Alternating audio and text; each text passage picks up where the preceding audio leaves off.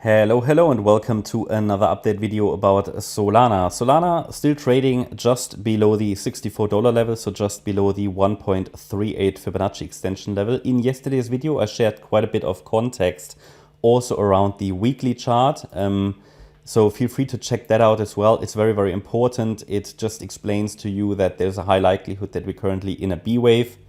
This B wave is a correction. Yeah, this is not impulsive price action to the upside. It looks impulsive because we're dealing with impulses on the lower time frames in this B wave, but it just doesn't mean, it just means that this price action isn't going to get any easier. At the moment, impulse, that's easy. Price action is straightforward, it's easy to trade, it's easy to analyze, okay? Our targets are getting reached, support levels are holding, straightforward, and it's been the case for weeks now. I've been giving you the relevant support levels, the price has adhered to them, the price has even respected all the Fibonacci extensions that we've been discussing. So that's simple price action, okay? It's quite easy to trade this. The thing is, because we're dealing with an impulse now, that's normally what a trader is looking for. That's what an analyst is looking for. Where it's going to get difficult is going forward, because obviously if this is an overall corrective structure, it will at some point start to chop people up. At the moment, it's not doing that. It's just following impulsive structures, and we're just getting some extensions that at the moment still are completely normal in a third wave within that B wave. So there are subwave structures within those. We are in a third wave, and third waves do extend. The price has extended, but not even beyond anything that would be normal or common for a third wave. So just be aware of that. Just be aware that it's not going to get easier, and the B wave can take various forms. It could take us to completely new lows, or within that B wave we could even get to all-time highs in an overshooting B wave. Or we might do this, A, B, C. So at some point we get a deep pullback that in an impulse you wouldn't expect. Or it might form even a crazy triangle. Yeah. So all of this is possible in a B wave, and that makes us just be on the side of caution. And we just need to be on our toes. It means it won't get easier, and we have to be ready for adjust, ready to adapt in case there are any unexpected movements. And you basically have to expect the unexpected in a B wave. So just want to say that someone commented in the previous video that, yeah, people should really take this seriously. Yeah, they have to. Doesn't mean it's bearish, no. And another bear market low is just a possibility. But the problem is, and that's the main problem with these B waves, they leave us with a lot of possibilities. Even though in the short term, this structure is quite simple, quite straightforward, quite easy, because we're dealing with an impulse in that correction, you should never forget about or neglect the context in Elliott wave trading and analysis. It's very important. That's the context that people don't get when they use other methods, like just simple, I don't know, support resistance, just trend lines, stuff like that, Bollinger Bands. They don't get the overall context. Well, they might not need that context, but Elliott wave, that's why I like Elliott wave, because it gives us this context, this roadmap, and it tells us at least when we have to be on the side of caution. Doesn't mean we can't trade it, it just means we have to just have our risk management plan in place. Yeah. So when we look at the short term, this is what I just explained. We're basically dealing with this B wave here at the moment. Okay. That B wave can extend, absolutely, but that's what B waves do. B waves are tricky. So either way, if we're dealing with this B wave, we can say this is an A wave, this is a B wave, and the C wave within wave B, a B wave is a three-wave structure, is an ending diagonal.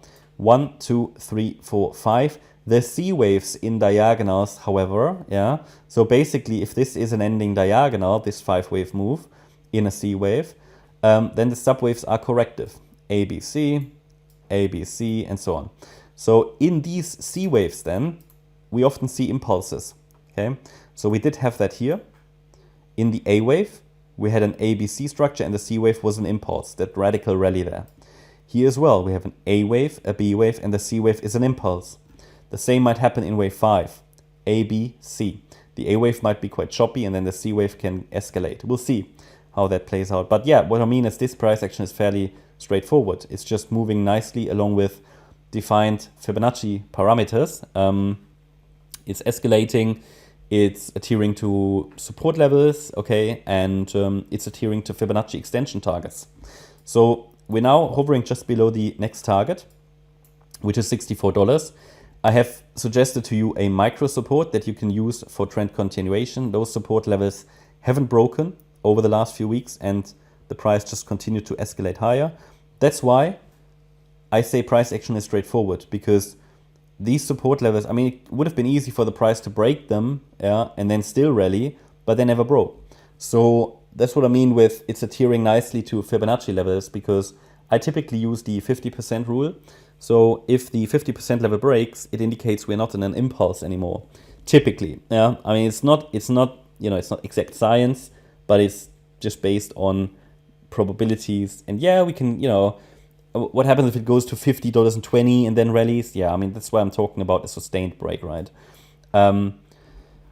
It might be forming another triangle here, okay? So it's currently in that third wave. That third wave can still extend higher. In the last video, I added for you another Fibonacci extension level. It's not a common one, the 1.5, but it's the next one because the distance to the 1.618 is so far. So $21.20 and then $80 could be still realistic in this third wave. And as long as we're holding $50.60, this is a valid assumption and actually a likely assumption that we get another extension below that level. I have to assume we are finally in this wave for pullback with the support between $47 and $33.